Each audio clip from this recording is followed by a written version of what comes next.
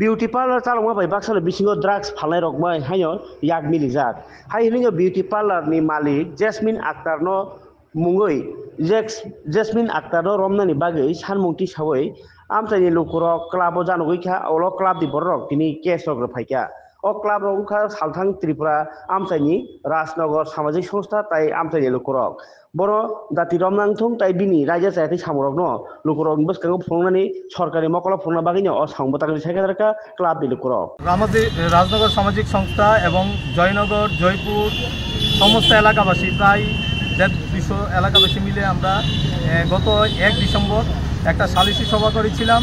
আমাদের এলাকায় একটা দুর্দর্শ নারী, ওনার নাম হয়েছিল জেসমিন আক্তার, ওনার বিরুদ্ধে বিভিন্ন ধরনের অভিযোগ আমাদের সংস্থায় এসেছিল।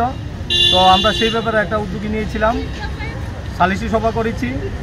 গত 1 তারিখ আমরা এখানে সালিসি সভার পর আমরা পুলিশের হাতে ওনার বাড়ি থেকে 3 জন আসামিকে আমরা তুলে দিয়েছি। ওরা ড্রাগসের সঙ্গে বিভিন্ন ড্রাগসের সঙ্গে যুক্ত এবং সামাজিক কাজকর্মের সঙ্গে ওরা যুক্ত। একজন মহিলাকে আমরা পুলিশের হাতে তুলে দিয়েছিলাম। পুলিশ সেই রকমভাবে কোনো রকম পদক্ষেপ নেয়নি। পরবর্তী সময়ে আমরা 2 তারিখ এসডিপুর কাছে একটা গণডেপুটেশন দিয়েছিলাম। ওখানেও আমরা প্রায় 60-70 জন এলাকাবাসী এসে ওনার কাছে আমরা গণডেপুটেশন দিয়েছি।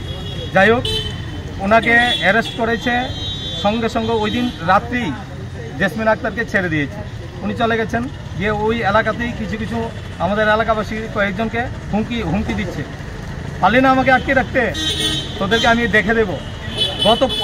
গত পরশু দিন আমাদের রাজনগর সামাজিক সংস্থার সভাপতি শ্রদ্ধেয় মৃণালকান্তি বণিক মহাশয়কে উনি মোবাইলে হুমকি দিয়েছেন। উনি নাকি ওনার বাড়ি থেকে আত্মহত্যা করে ওনাকে জড়িয়ে দেবেন, তাছাড়া বিভিন্ন অসামাজিক কাজে ওনাকে জড়িয়ে দেবেন, এই ধরনের হুমকি। তো আমরা প্রথমেই এই ব্যাপারটা নিয়ে সরব হয়েছি।